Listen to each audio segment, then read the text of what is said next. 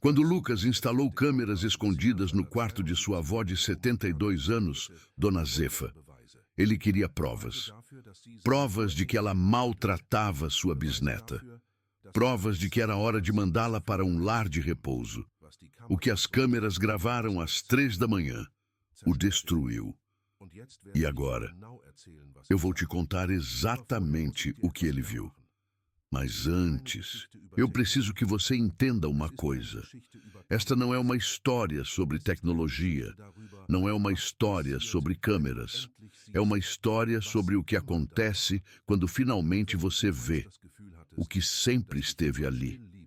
E se alguma vez você sentiu que alguém te amava em silêncio, sem esperar nada em troca, essa história vai te arrasar. E se alguma vez você ignorou alguém que te amava, essa história vai te fazer chorar. Fique aqui, porque o que eu vou te contar poderia ser sobre a sua própria família, poderia ser sobre alguém que você conhece, alguém que você vê todos os dias, mas nunca olha de verdade, alguém que faz tudo por você, sem esperar nada em troca. E quando você terminar de ouvir essa história, você vai querer ligar para essa pessoa, vai querer abraçá-la, vai querer dizer o que nunca disse. Antes que seja tarde demais, se neste momento você sente que a vida foi injusta com você, se você sente que ninguém vê o seu esforço, se você sente que está sozinho no mundo, esta história é para você. E se você chegar até o final, você vai entender por que algumas pessoas nascem para ser anjos silenciosos. Lucas Almeida tinha 42 anos. Quando tudo mudou, era um empresário bem-sucedido, dono de 3 incorporadoras, patrimônio de mais de 20 milhões. Mas havia algo que todo o seu dinheiro não podia comprar: paz. Porque em seu casarão de 4 andares viviam 4 pessoas. Ele, sua esposa, Ana, sua avó, Dona Zefa, de 72 anos, e Sofia, sua filha de 5 anos. Sofia era autista, autismo severo, não verbal, diagnosticada aos 2 anos. Em 5 anos de vida, Sofia nunca havia dito uma palavra, nenhuma, nem mamãe, nem papai, nem água, nem nada. Apenas gritos, gritos que duravam horas, gritos que faziam com que as babás pedissem demissão depois de uma semana, gritos que faziam com que Ana chorasse, trancada no banheiro às 3 da manhã. Lucas havia contratado os melhores especialistas, terapeutas de São Paulo, que cobravam $1.000 a hora, neurologistas de Buenos Aires, que haviam escrito livros sobre autismo infantil, psicólogos dos Estados Unidos, que prometiam métodos revolucionários, uma equipe de terapia ocupacional, que vinha 3 vezes por semana, uma fonoaudióloga especializada em comunicação não verbal, um nutricionista que desenhou uma dieta especial, sem glúten, sem lactose, sem açúcar, um especialista em integração sensorial, que encheu o quarto de Sofia com equipamentos especiais, balanços terapêuticos, mantas com peso, luzes coloridas, música específica. Gastou mais de 2 milhões em tratamentos. 2 milhões. Dinheiro que poderia comprar uma casa. Dinheiro que poderia assegurar o futuro de 3 famílias. E nada funcionava. Sofia seguia gritando. Seguia batendo a cabeça contra a parede. Seguia olhando para o nada por horas. E Lucas já não sabia o que fazer. Havia noites em que se trancava em seu escritório e chorava. Não de tristeza, de impotência, de raiva, de frustração, de cansaço. Se perguntava o que havia feito de errado. Se havia trabalhado demais durante a gravidez de Ana. Se havia descuidado de algo. Se era um castigo por algum pecado que não recordava ter cometido. Se perguntava por que os filhos de seus amigos eram normais. Porque podiam ir a parques, a festas, a restaurantes, porque podiam falar, rir, jogar, enquanto Sofia só podia gritar, de não entender por que sua filha havia nascido assim, por que a ele, por que a sua família, por que a Sofia, o que ela havia feito para merecer isso.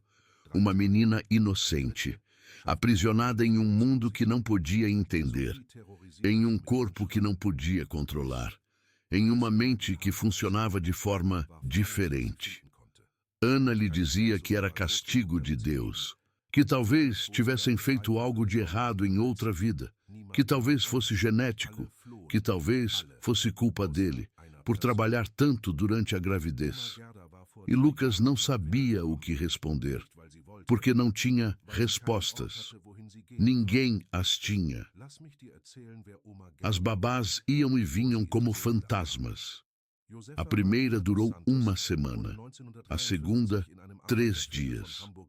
A terceira não completou nem 24 horas. Sofia as aterrorizava com seus gritos, as mordia, lhes arrancava o cabelo, lhes atirava tudo o que encontrava. E nenhuma quantidade de dinheiro era suficiente para que ficassem. Lucas chegou a oferecer o triplo do salário normal. Ninguém aceitava. Todos fugiam. Todos. Menos uma pessoa. Dona Zefa havia chegado ao casarão fazia 3 anos. Não porque quisesse, porque não tinha para onde ir. Deixe-me contar quem era Dona Zefa, antes de chegar a esse casarão. Josefa Maria dos Santos nasceu em 1953, em um bairro pobre de Salvador, Bahia. Seu pai trabalhava no porto, carregando sacos de café. Sua mãe lavava roupa para famílias ricas. Zefa era a quinta de 8 irmãos. Não terminou a escola. Teve que trabalhar desde os 9 anos. Primeiro cuidando de filhos de vizinhos, depois limpando casas, depois lavando pratos em restaurantes. Aos 17 conheceu José, um pedreiro de olhos tristes e mãos calejadas. José era diferente dos outros homens do bairro. Não bebia, não batia, não gritava. Trabalhava de sol a sol e trazia todo o dinheiro para casa. A olhava como se fosse a mulher mais linda do mundo, mesmo que ela usasse vestidos remendados e tivesse as mãos rachadas de tanto lavar. Se casaram 6 meses depois, em uma cerimônia pequena, sem flores, sem vestido branco, sem lua de mel, mas com amor, muito amor. Tiveram 4 filhos em 7 anos, Maria, José Júnior, Carla e Lucas, o pai do empresário que agora a ignorava. Foram anos difíceis, mas felizes. José trabalhava em construções. Zefa lavava roupa para fora. Não tinham muito dinheiro, mas os filhos nunca passaram fome. Nunca dormiram sem um beijo de boa noite. Nunca deixaram de se sentir amados. Mas a vida não foi amável com Dona Zefa. Em 1978, quando tinha 25 anos, José morreu. Um muro mal construído desabou sobre ele em uma obra. Um muro que o patrão sabia que estava em mau estado. Um muro que deveria ter sido reparado semanas antes, mas o patrão queria economizar dinheiro. E essa economia custou a vida de José.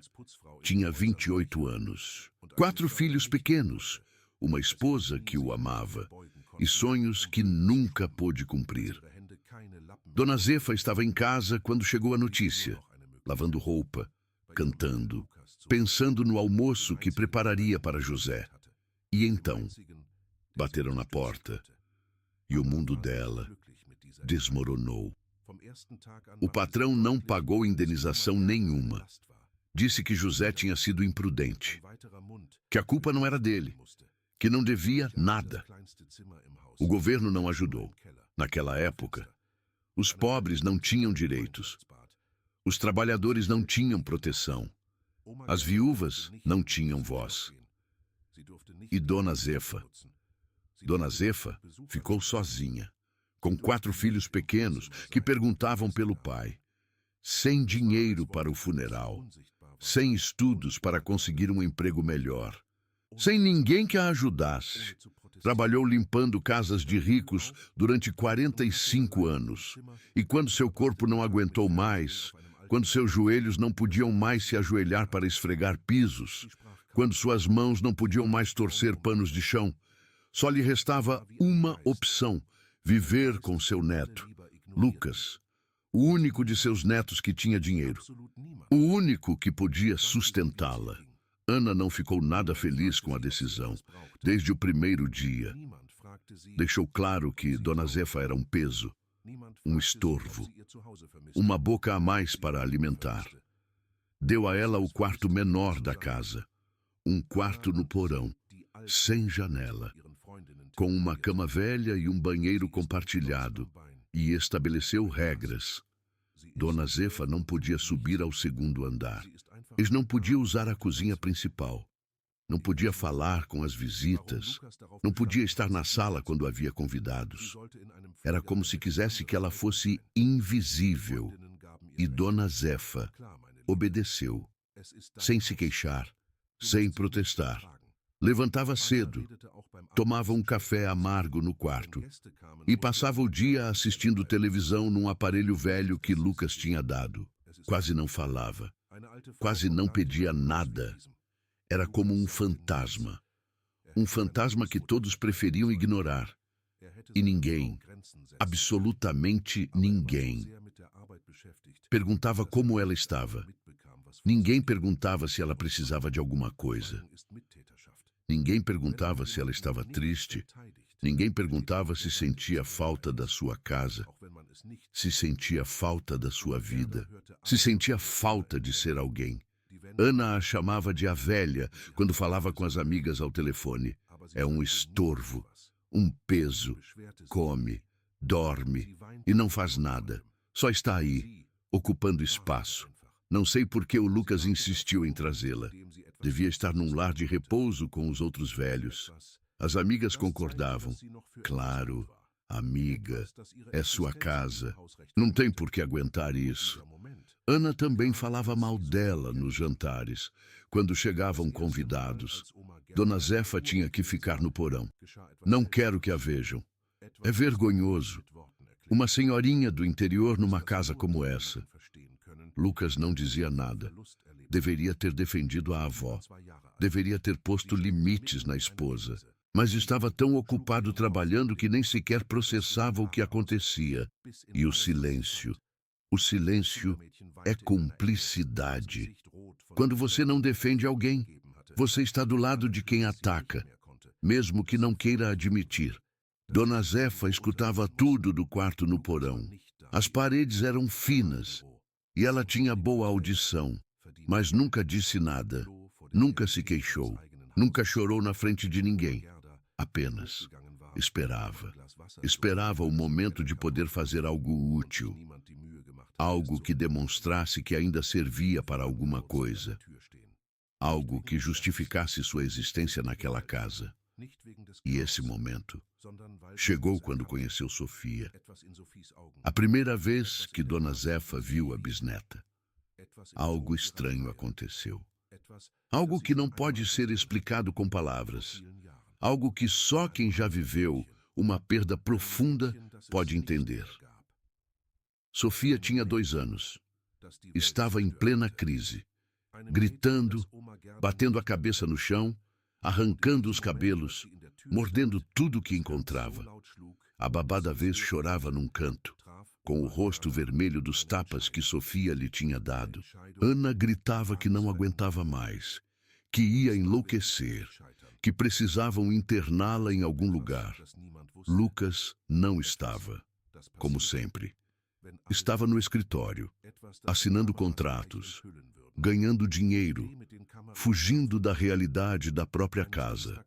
E Dona Zefa, que tinha subido para pegar um copo d'água porque o do porão estava quebrado e ninguém se tinha incomodado em consertar, ficou paralisada na porta, não pelo barulho, não pela violência, não pelo caos, mas porque reconheceu algo. Algo nos olhos de Sofia. Algo na forma como ela se balançava. Algo no tom dos seus gritos. Algo que já tinha visto antes, há muitos anos, em outra menina. Uma menina que já não existia. Uma menina que o mundo tinha destruído. Uma menina que Dona Zefa não tinha conseguido salvar. E nesse momento, parada na porta, com o coração batendo tão forte que podia escutá-lo, Dona Zefa tomou uma decisão. Uma decisão que mudaria tudo. Dessa vez, não vou falhar. Mas havia algo que ninguém sabia. Algo que acontecia quando todos dormiam. Algo que as câmeras estavam para revelar. A ideia das câmeras foi de Ana. Numa terça-feira à noite, depois que Sofia teve uma crise que durou 4 horas, Ana explodiu. Cansei. Lucas, cansei. Essa menina precisa ir para uma clínica. E sua avó só piora as coisas. Eu a vi hoje entrando no quarto de Sofia, sem permissão, eu vi. Lucas tentou acalmá-la. Ana, minha avó tem 72 anos. Não faz mal a ninguém. Você não sabe disso. Você nunca está aqui. Você não vê o que eu vejo. Por isso quero câmeras. Quero saber exatamente o que ela faz quando não estamos olhando. Lucas hesitou, mas Ana insistiu. E 2 dias depois, um técnico instalou 6 câmeras no casarão. Uma na sala, uma na cozinha, uma no corredor do 2º andar, uma no quarto de Sofia, uma no quarto de Dona Zefa e uma no quintal. Câmeras com visão noturna. Câmeras que gravavam 24 horas. Câmeras que enviavam as imagens direto para o celular de Lucas. Ana sorriu quando o técnico terminou. Agora vamos ver a verdade. Lucas não disse nada, mas por dentro sentia algo incômodo. Algo que não conseguia explicar. Era como se estivesse traindo a própria avó. A mulher que o tinha criado quando a mãe trabalhava. A mulher que lhe fazia canja quando estava doente. A mulher que lhe contava histórias para dormir. Mas Ana tinha razão. Não tinha. Era preciso saber a verdade. Se neste momento você está pensando que sabe o que vai acontecer, você se engana. Porque o que as câmeras capturaram foi muito mais do que qualquer um esperava. Muito mais. Nos primeiros 3 dias, as câmeras não mostraram nada de especial. Dona Zefa se levantava às 6, tomava café, assistia televisão, comia sozinha, deitava às 9. Sofia tinha suas crises. Ana a ignorava ou gritava. As babás iam e vinham. Tudo normal, tudo esperado. Mas na 4ª noite, algo mudou. Eram 2h47 da manhã. Lucas estava no escritório, revisando e-mails. O celular de Lucas vibrou. Alerta de movimento. Câmera 5. Quarto de Dona Zefa. E Lucas abriu o aplicativo. E o que viu? O deixou petrificado.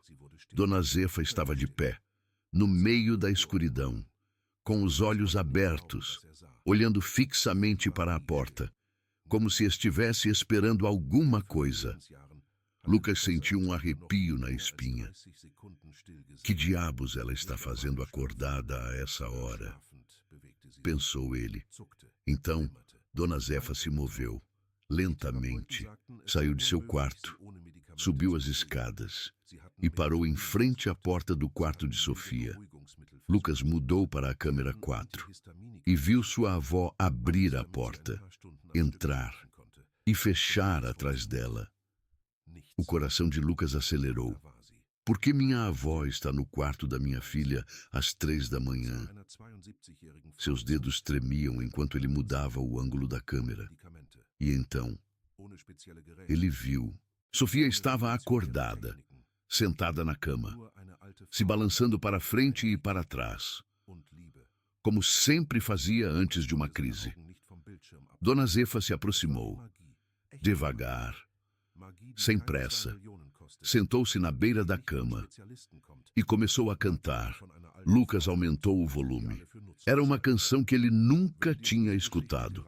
Uma melodia suave, palavras em um idioma que ele não reconhecia. Não era português, não era espanhol. Parecia africano. Dona Zefa cantava com os olhos fechados, com uma voz rouca, mas doce, com uma ternura que Lucas nunca havia visto nela. E Sofia parou de se balançar, ficou quieta, completamente quieta, olhando para sua bisavó. Lucas não podia acreditar no que estava vendo. Sofia nunca ficava quieta, nunca. Em 5 anos de vida, Lucas nunca tinha visto sua filha ficar quieta por mais de 30 segundos, nem mesmo dormindo. Mesmo dormindo, ela se movia, se sacudia, gemia, chorava entre sonhos. Os terapeutas diziam que era impossível acalmá-la sem medicação. Eles tinham tentado melatonina, tinham tentado sedativos leves e tinham tentado antihistamínicos, tudo para que ela pudesse dormir algumas horas seguidas, e nada funcionava, nada. Mas ali estava ela, quieta, em silêncio, olhando para uma mulher de 72 anos que cantava na escuridão, sem medicação, sem equipamentos especiais, sem técnicas revolucionárias, apenas uma anciã, uma canção e amor. Lucas não conseguia tirar os olhos da tela. Era como ver mágica, mágica real, mágica que não custava 2 milhões, mágica que não vinha de especialistas, mágica que vinha de uma velha que todos consideravam inútil. Se esta história está te fazendo sentir algo agora, se você sente algo apertando o seu peito, é porque você sabe que isso é real. Porque você conhece alguém como Dona Zefa. Porque talvez você seja Dona Zefa. Talvez você seja a pessoa que faz tudo em silêncio, que nunca recebe crédito, que nunca recebe obrigado, que só segue em frente, porque alguém tem que fazer. Se for assim, esta história é para você. A canção durou quase 10 minutos. Quando terminou, Dona Zefa fez algo que Lucas jamais esqueceria. Abriu os braços. E Sofia se aproximou, deitou-se no colo de sua bisavó e fechou os olhos. Lucas viu sua filha adormecer, tranquila, em paz, pela primeira vez em 5 anos. Dona Zefa ficou ali, sem se mover, com Sofia em seus braços, durante 2 horas, até às 5 da manhã. Então, com cuidado infinito, deitou a menina na cama, a cobriu, beijou sua testa e saiu do quarto, sem fazer ruído, como se nunca tivesse estado ali. Lucas fechou o aplicativo. Suas mãos tremiam. Seus olhos estavam cheios de lágrimas, e ele só tinha uma pergunta em sua mente: quanto tempo ela está fazendo isso? No dia seguinte, Lucas cancelou todas as suas reuniões, ligou para sua assistente: não vou ao escritório hoje, nem amanhã, nem depois, cancela tudo. A assistente se surpreendeu: Senhor Almeida, tem uma reunião com os investidores da... Cancela tudo.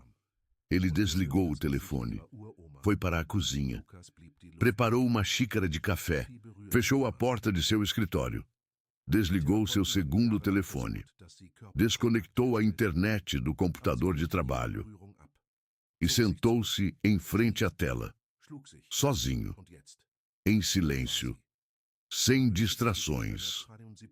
Abriu o aplicativo das câmeras e começou a revisar as gravações, todas, desde o primeiro dia, hora por hora, minuto por minuto, segundo por segundo. Passou 8 horas vendo vídeos. sem comer, sem ir ao banheiro, sem responder às chamadas que vibravam em seu telefone desligado, sem se mover da cadeira. Ana bateu na porta 2 vezes. Lucas não respondeu. Ela pensou que ele estava em uma ligação importante. Não sabia que seu marido estava vendo seu mundo desmoronar em uma tela de computador. Não sabia que cada vídeo o fazia sentir mais pequeno, mais envergonhado, mais culpado. E o que ele descobriu? O destruiu. Dona Zefa estava indo ao quarto de Sofia todas as noites. Todas. Desde que as câmeras foram instaladas. Desde antes. Provavelmente. Anos. Talvez. Cada noite. Entre as 2 e as 3 da manhã. Quando todos dormiam. A mulher de 72 anos subia as escadas com seus joelhos gastos. Entrava no quarto. Cantava. E acalmava a menina que ninguém mais podia acalmar. Sem dizer nada a ninguém. Sem pedir reconhecimento. Sem esperar gratidão. Só fazia. Mas isso não foi o mais impactante. O mais impactante veio na gravação do dia 7. Eram 3h17 da manhã. Dona Zefa estava cantando como sempre. Sofia estava tranquila como sempre. Mas então, algo diferente aconteceu. Sofia levantou a mão, lentamente, e tocou o rosto de sua bisavó. Lucas ficou sem ar. Sofia não tocava em ninguém. Nunca. Os terapeutas haviam tentado durante anos que ela fizesse contato físico. Mas ela rejeitava todo toque. Se afastava. Me gritava, se golpeava. E agora, ali estava ela, tocando o rosto de uma mulher de 72 anos, com seus dedinhos pequenos, suavemente, como se estivesse descobrindo algo pela primeira vez. Dona Zefa não se moveu. Ficou perfeitamente quieta, deixando que a menina a tocasse, deixando que a menina explorasse. E então, Sofia fez algo impossível.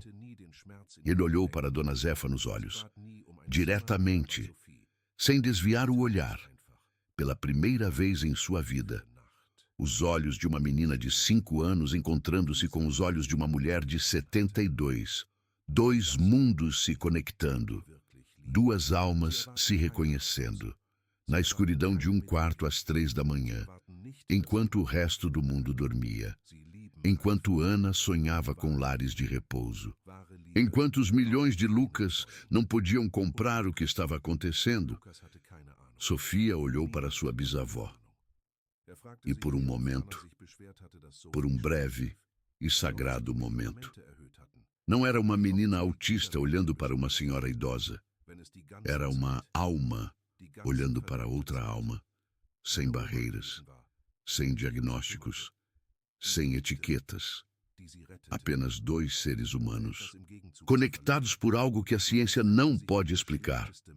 Lucas teve que pausar o vídeo. Não conseguia respirar. Sua filha estava fazendo contato visual. Algo que os melhores neurologistas do continente haviam dito que talvez nunca conseguiria. E estava fazendo isso com sua bisavó, às 3 da manhã, em um quarto escuro, enquanto uma canção africana flutuava no ar. Lucas chorou. Chorou como não chorava há anos. Chorou de vergonha, de gratidão, de raiva consigo mesmo, porque se deu conta de algo terrível. Enquanto ele pagava fortunas a especialistas, enquanto ele buscava soluções em outros países, enquanto ele ignorava sua avó e a tratava como um estorvo, ela estava fazendo o que ninguém mais podia fazer, em silêncio, sem pedir nada. Todas as noites, durante 3 anos, mais de 1000 noites, mais de 1000 vezes subindo aquelas escadas com seus joelhos destruídos, mais de 1000 vezes cantando até que Sofia adormecesse, mais de 1000 vezes descendo ao porão antes do amanhecer para que ninguém soubesse. Mais de 1000 noites de joelhos subindo escadas. Mais de 1000 amanheceres voltando ao seu quarto frio no porão. Mais de 1000 vezes guardando o segredo. Porque Dona Zefa nunca buscou reconhecimento. Nunca disse a ninguém o que fazia. Nunca se queixou das escadas. Nunca mencionou a dor em suas articulações. Nunca pediu um quarto mais perto de Sofia. Simplesmente fazia, noite após noite, em silêncio, como havia feito toda a sua vida. Porque isso é o que fazem as pessoas que realmente amam. Não esperam aplausos, não esperam medalhas, não esperam que alguém note seu sacrifício. Apenas amam. E o amor verdadeiro não precisa de testemunhas. E Lucas? Lucas não tinha ideia. Ninguém tinha ideia. Se perguntou quantas vezes Ana havia reclamado que Sofia dormia mal. Quantas vezes haviam aumentado a medicação. Quantas vezes haviam culpado as babás. Quando todo o tempo, todo o maldito tempo, havia sido sua avó, cuidando dela, amando-a, salvando-a, sem pedir nada em troca. Lucas se sentiu o pior ser humano do mundo, o mais cego, o mais surdo, o mais ingrato, e soube que tinha que fazer algo. Naquela tarde, Lucas fez algo que nunca havia feito. Desceu ao porão e tocou a porta de sua avó. Dona Zefa abriu a porta com surpresa. Lucasinho, aconteceu alguma coisa? Não era uma pergunta, era uma afirmação. A voz de uma mulher que havia vivido o suficiente para reconhecer quando algo importante estava por passar. Lucas não conseguiu falar, apenas a abraçou e chorou em seu ombro, como quando era criança. Quando finalmente conseguiu falar, Lucas contou tudo. As câmeras, as gravações, o que havia visto. Dona Zefa escutou em silêncio. E quando Lucas terminou, ela só disse uma coisa: eu sabia das câmeras. Lucas a olhou confuso. Como? Vi o técnico instalá-las. Não sou boba, meu filho. Sei reconhecer uma câmera. Mas então, por que não disse nada? Por que continuou indo ao quarto de Sofia, sabendo que estava sendo gravada? Dona Zefa sorriu. Um sorriso triste e sábio. Porque não faço para que me vejam, Lucasinho. Faço porque essa menina precisa de mim. E eu preciso dela. Naquela noite, Lucas fez uma pergunta que levava dias queimando por dentro.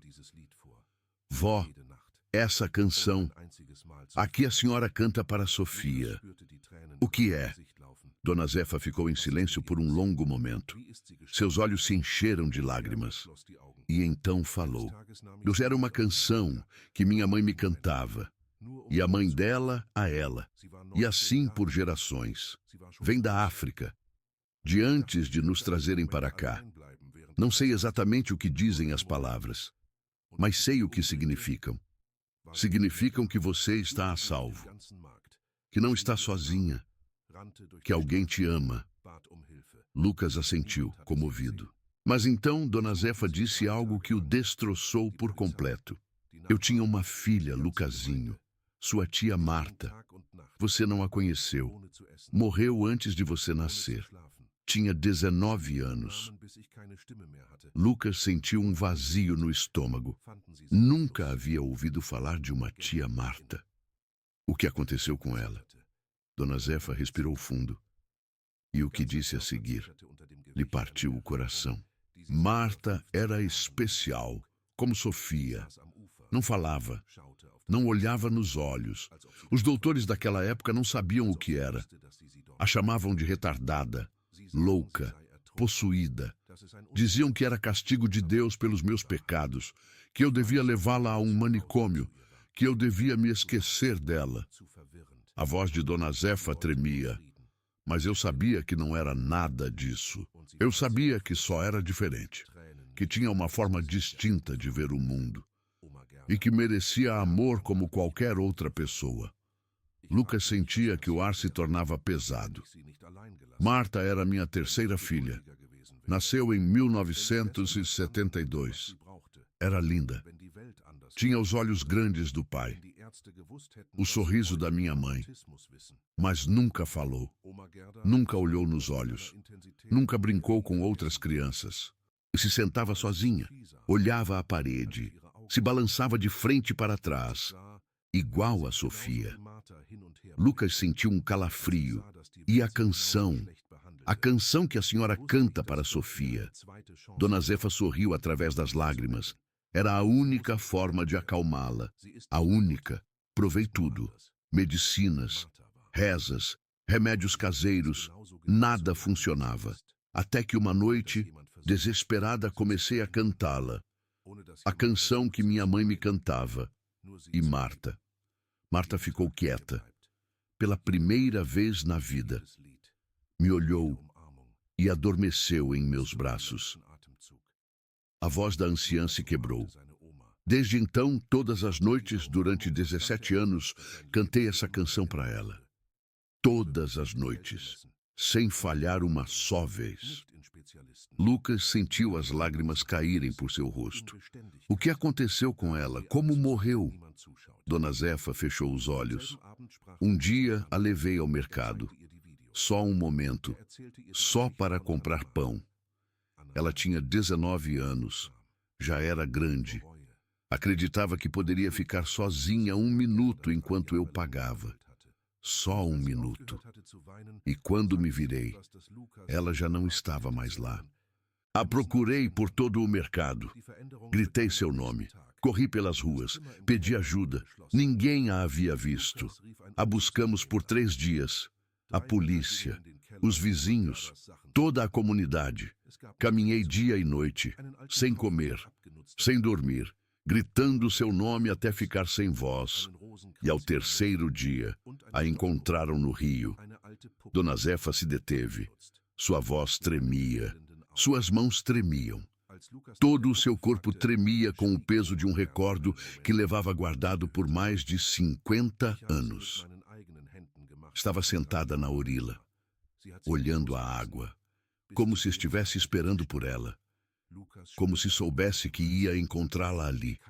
Dizem que se afogou, que foi um acidente. Mas eu sei a verdade. Eu sei que o mundo foi cruel demais com ela, barulhento demais, confuso demais, e ela só queria paz, silêncio, calma. E encontrou isso no rio. Lágrimas escorriam pelo rosto enrugado de Dona Zefa. Por anos, me culpei. Me perguntei o que teria acontecido se eu não a tivesse deixado sozinha, se eu tivesse sido mais paciente, se eu tivesse entendido melhor o que ela precisava, se o mundo tivesse sido diferente, se os médicos soubessem o que sabem hoje sobre o autismo.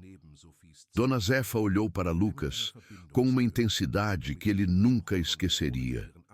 Mas quando eu vi Sofia, quando eu vi os olhos dela, quando eu vi como ela se balançava igual a Marta, quando eu vi que o mundo a tratava igualmente mal, soube que Deus estava me dando outra oportunidade. Não para salvá-la, ela não precisa ser salva. Ela não está quebrada. Ela é só diferente, como era Marta, e merece ser amada exatamente como é, sem que ninguém tente mudá-la, sem que ninguém tente curá-la. Só amá-la. Todos os dias que me restam, cada noite, cada canção, cada abraço, até meu último suspiro. Lucas abraçou a avó, e naquele abraço, ele entendeu algo que mudaria sua vida para sempre. O amor não se mede em dinheiro, não se mede em tratamentos, não se mede em especialistas, se mede em presença, em consistência, em estar ali, quando ninguém olha. Naquela mesma noite, Lucas falou com Ana, mostrou os vídeos, contou a história da tia Marta. Ana chorou, de vergonha, de arrependimento, de culpa por como havia tratado Dona Zefa durante 3 anos. E quando terminou de chorar, disse algo que Lucas nunca esperou ouvir. Precisamos mudar tudo. As mudanças começaram no dia seguinte. O quarto do porão foi fechado. Lucas ligou para uma empresa de mudanças. 3 homens desceram ao porão para empacotar as coisas de Dona Zefa. Não havia muita coisa para empacotar. Uma mala velha com roupa gasta, algumas fotos amareladas, 1/3 de sua mãe e uma boneca de pano, uma boneca velha, desgastada, com um olho a menos. Quando Lucas perguntou pela boneca, Dona Zefa ficou em silêncio por um momento. Era de Marta. Eu fiz com minhas próprias mãos quando ela tinha 3 anos. Ela nunca a largou, até o dia que morreu. Lucas sentiu um nó na garganta. Eu posso dá-la para Sofia. Dona Zefa sorriu. Por isso aguardei todos esses anos, esperando encontrar outra menina que precisasse dela. Dona Zefa foi transferida para o 2º andar, para um quarto luminoso, com janelas grandes, com banheiro próprio, com vista para o jardim. Lucas havia mandado remodelar tudo. Cortinas novas, móveis novos, cama nova. Uma cama ampla e confortável para seus joelhos doloridos. Um sofá perto da janela para ver o pôr do sol. Uma televisão nova. Não o aparelho velho do porão. E o mais importante, ao lado do quarto de Sofia, com uma porta que os ligava, para que pudesse ir vê-la sem ter que subir escadas com seus joelhos gastos. Quando Dona Zefa viu o quarto, chorou, não de tristeza, de alegria. Era a primeira vez em anos que alguém lhe dava algo. A primeira vez que alguém pensava nela. A primeira vez que se sentia vista, valorizada, importante, humana. Durante 3 anos, havia vivido no porão como se fosse invisível, como se fosse um móvel velho que ninguém quer, mas ninguém se atreve a jogar fora. Havia comido sozinha mais de 1000 vezes. Havia passado noites de Natal sozinha, enquanto a família celebrava lá em cima. Havia escutado Ana chamá-la de estorvo, carga, velha, inútil. E nunca havia se queixado, nunca havia pedido nada, nunca havia exigido respeito, porque assim a haviam criado.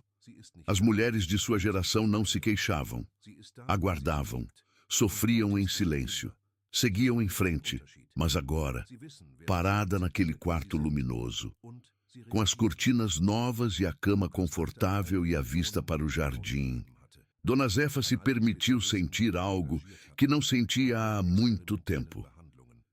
Esperança. Esperança de que seus últimos anos seriam diferentes. Esperança de que finalmente seria tratada como família. Esperança de que seu amor silencioso finalmente havia sido visto. Ana também mudou. Não de um dia para o outro, mas mudou. Começou a cumprimentar Dona Zefa pelas manhãs, e a perguntar se precisava de algo, a incluí-la nas refeições familiares, a tratá-la como o que era, família. Não era fácil para Ana admitir que havia estado errada, que havia tratado mal uma mulher que só queria ajudar, que havia julgado sem conhecer. Mas o fez, pouco a pouco, dia a dia. E Dona Zefa a perdoou, sem rancor, sem reproches, porque isso é o que fazem as pessoas que sofreram muito, perdoam, porque sabem o que é precisar de perdão. Mas as mudanças não terminaram aí. Lucas contratou um terapeuta especializado em autismo, não para substituir sua avó, para trabalhar com ela, para aprender com ela, para entender o que estava fazendo que funcionava tão bem. O terapeuta ficou surpreso. O que sua avó está fazendo tem um nome, disse. Se chama regulação sensorial através da previsibilidade. O canto. Sempre à mesma hora. Sempre a mesma melodia. Dá a Sofia uma estrutura que seu cérebro pode processar. É exatamente o que os melhores protocolos recomendam. Só que ela descobriu sozinha, sem estudar, sem treinamento, e só com amor. Lucas sentiu orgulho. Um orgulho que nunca havia sentido por sua avó. Os meses seguintes foram de transformação. Sofia começou a melhorar. Não milagrosamente, não de um dia para o outro, mas consistentemente. Começou a tolerar o contato físico com outras pessoas, além de sua bisavó. Começou a olhar nos olhos de seus pais. Começou a responder ao seu nome. Pequenas vitórias. Enormes vitórias. Cada uma celebrada como se fosse um milagre. Porque era. O terapeuta documentou tudo, gravou vídeos, tomou notas, mediu progressos. E depois de 6 meses, apresentou suas conclusões a Lucas. Sua filha melhorou mais nestes 6 meses do que nos 5 anos anteriores combinados. E Lucas não podia acreditar. Como é possível? O terapeuta sorriu. Há muitas teorias, mas eu tenho uma simples. Sua avó lhe dá algo que nenhum terapeuta pode dar. Presença incondicional. Não está ali para curá-la. Não está ali para mudá-la. Está ali porque a ama. E as crianças autistas, elas sentem a diferença. Sabem quem as aceita como são. E respondem a isso. Lucas pensou em todos os milhões que havia gasto, em todos os especialistas que havia contratado, em todos os tratamentos experimentais, em todos os voos para outros países buscando respostas, em todas as noites que Ana chorou de frustração, em todas as vezes que pensou em desistir.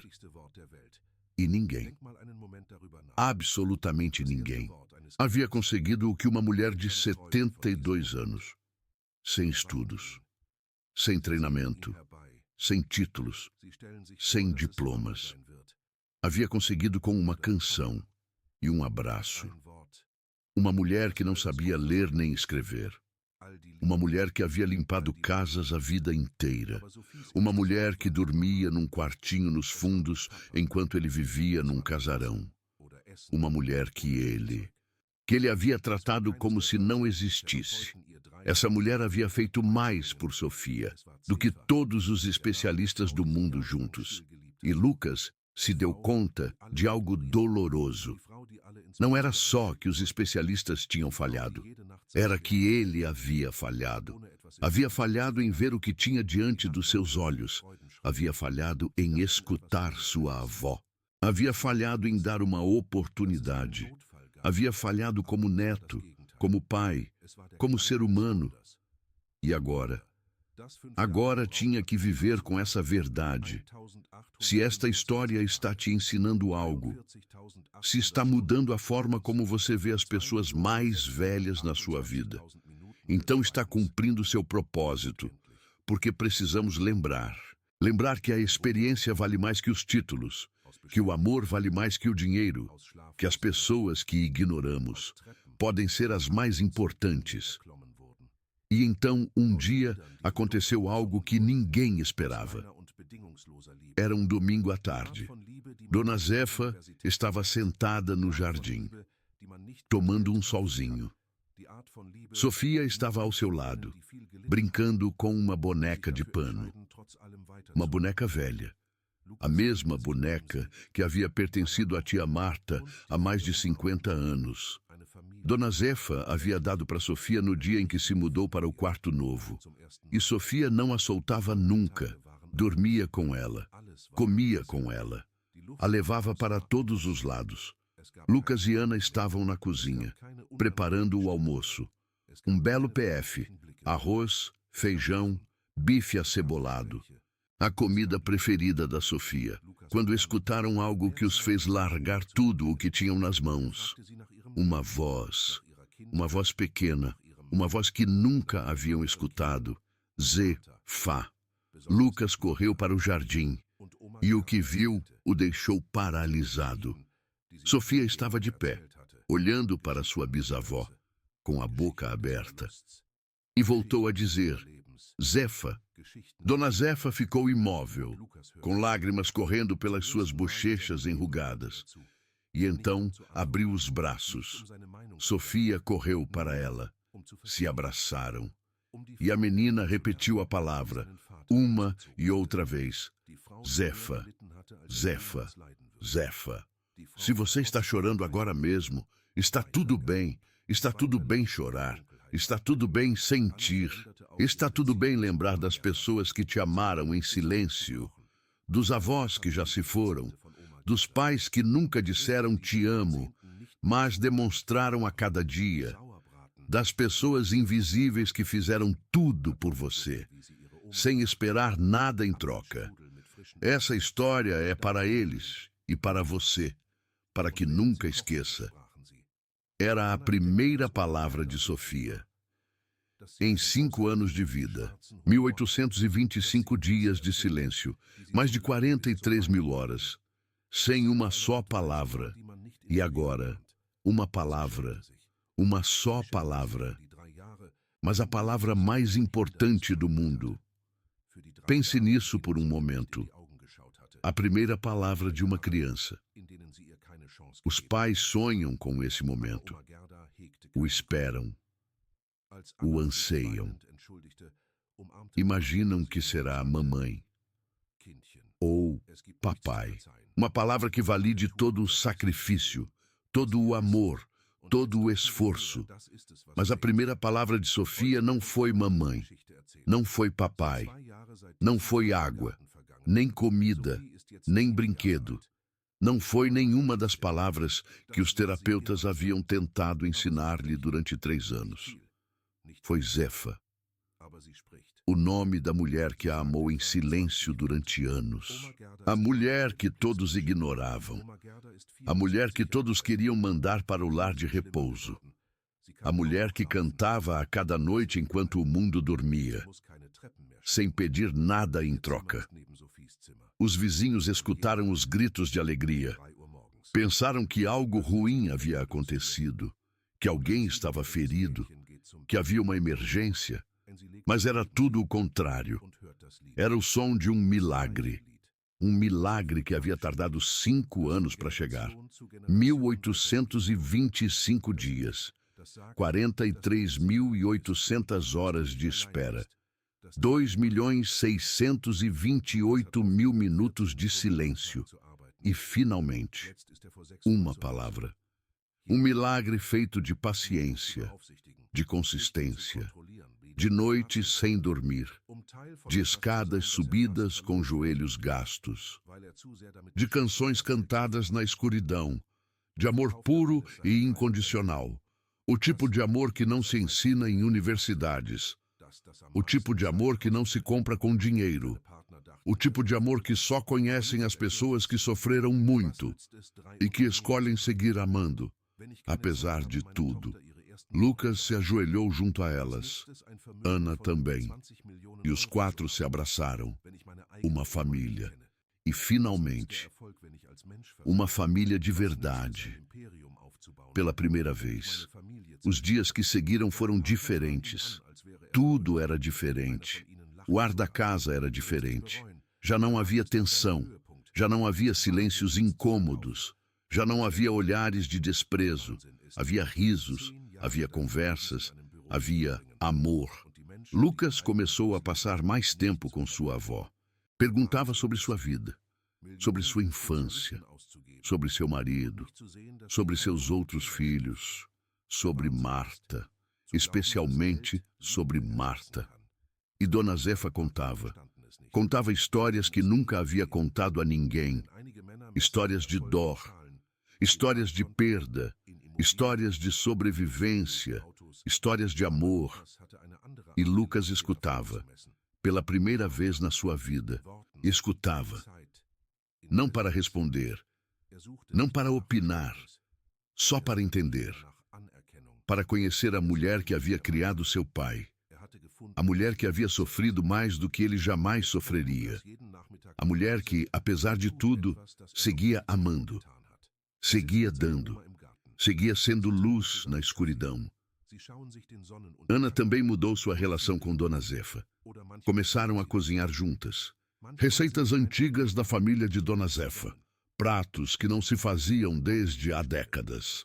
Feijoada como a fazia sua mãe. Moqueca como a fazia sua avó. Pamonha de milho fresco. Cocadas feitas à mão. E enquanto cozinhavam, falavam. Ana descobriu que Dona Zefa era divertida, que tinha um humor negro extraordinário, que contava piadas que a faziam rir até chorar, que era sábia de uma forma que os livros não ensinam, e se envergonhou. Se envergonhou dos 3 anos que a havia tratado como um estorvo, dos 3 anos que não a havia olhado nos olhos, dos 3 anos que não lhe havia dado uma oportunidade. Mas Dona Zefa não guardava rancor. Quando Ana se desculpou, chorando, Dona Zefa só a abraçou e disse: Mija, não tem nada que perdoar. Todos fazemos o melhor que podemos com o que sabemos. E agora sabemos mais. Isso é o que importa. Hoje, enquanto te conto essa história, já se passaram 2 anos daquele dia no jardim. Sofia tem 7 anos agora. Ela ainda é autista. E sempre será. Mas ela fala. Não muito. Não fluentemente. Mas ela fala. Ela diz umas 20 palavras. Dona Zefa continua sendo a favorita dela. Dona Zefa tem 74 anos. Seus joelhos estão piores. Ela quase não consegue mais caminhar. Mas não importa, porque ela não precisa mais subir escadas. O quarto dela é ao lado do de Sofia. E todas as noites, às 3 da manhã, a porta que liga os quartos se abre. E uma menina de 7 anos caminha até a cama da sua bisavó. Ela se deita ao lado dela e escuta a canção. A mesma canção. A canção africana que passou de geração em geração. A canção que diz que você está segura, que você não está sozinha, que alguém te ama. Lucas parou de trabalhar 14 horas por dia. Agora, ele está em casa antes das 6. Todas as tardes. Não para supervisionar, não para controlar, para estar, para ser parte de algo que quase perdeu por estar ocupado demais ganhando dinheiro. Ele vendeu uma de suas 3 incorporadoras, a que dava mais dinheiro, a que consumia mais tempo. Seus sócios acharam que ele estava louco. Mas Lucas explicou: de que adianta ter 3 incorporadoras se eu não tenho tempo para ver minha filha dizer as primeiras palavras? De que adianta ter 20 milhões se eu não conheço a minha própria avó? De que adianta o sucesso se eu fracasso como pessoa? De que adianta construir um império se eu destruo a minha família? Seus sócios o olharam como se estivesse louco. Um deles até riu. Você vai se arrepender. O mercado está no melhor momento. É uma loucura vender agora. Lucas sorriu. A loucura é passar 10 anos da sua vida em um escritório e não conhecer as pessoas que vivem na sua própria casa. A loucura é gastar milhões em especialistas e não ver que a cura estava dormindo no porão. A loucura é acreditar que o dinheiro pode substituir o amor. Seus sócios não entenderam, nunca entenderiam.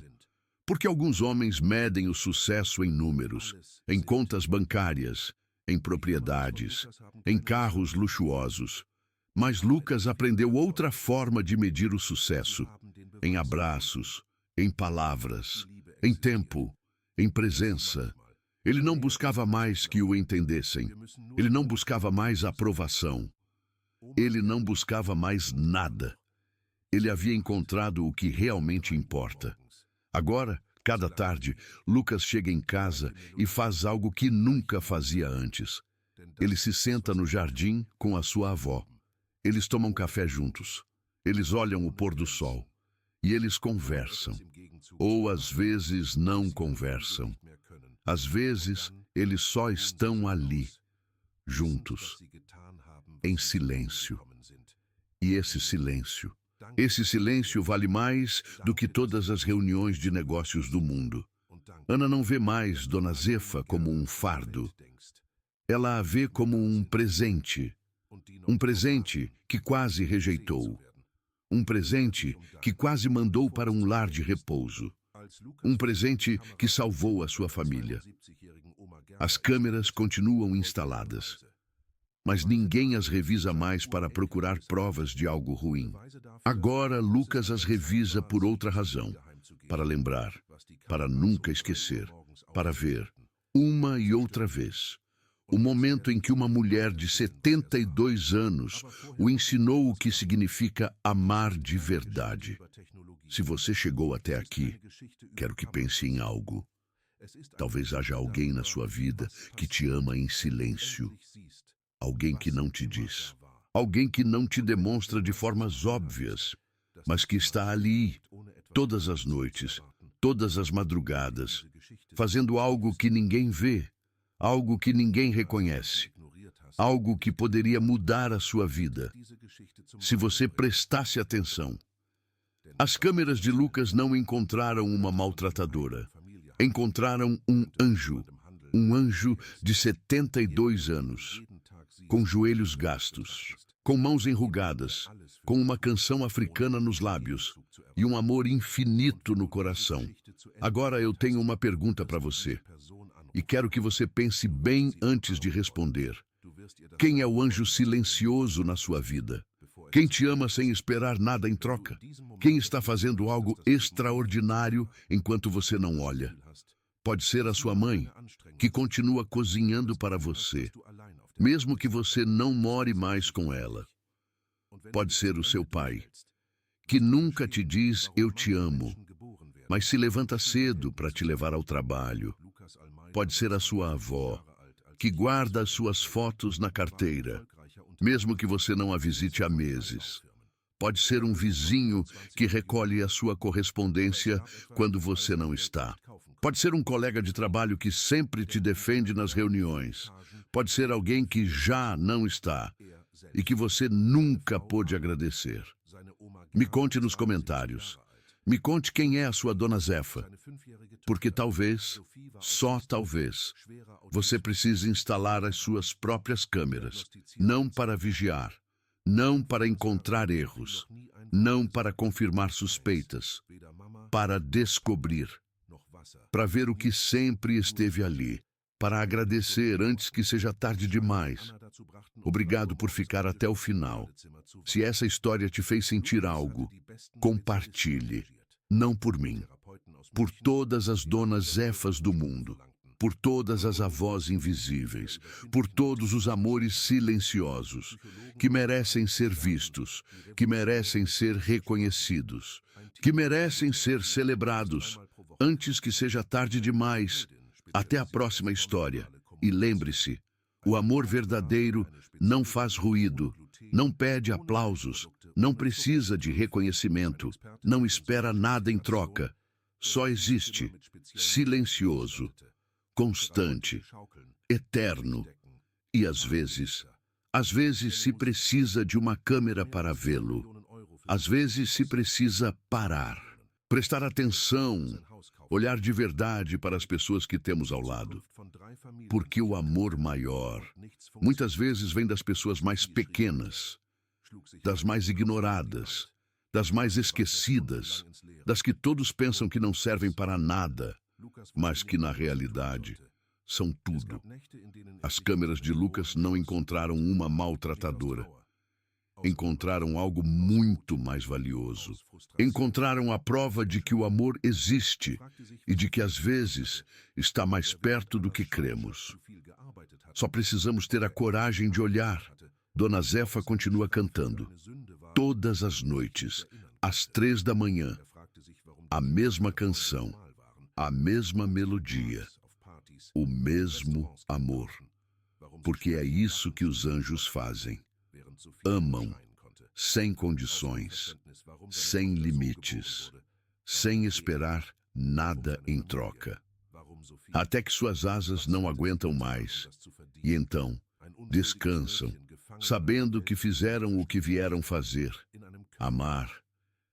Obrigado por estar aqui, obrigado por escutar até o final, e obrigado por lembrar de todas as donas Zefas do mundo, as que já não estão, e as que ainda esperam ser vistas. Cuide das suas, antes que seja tarde demais.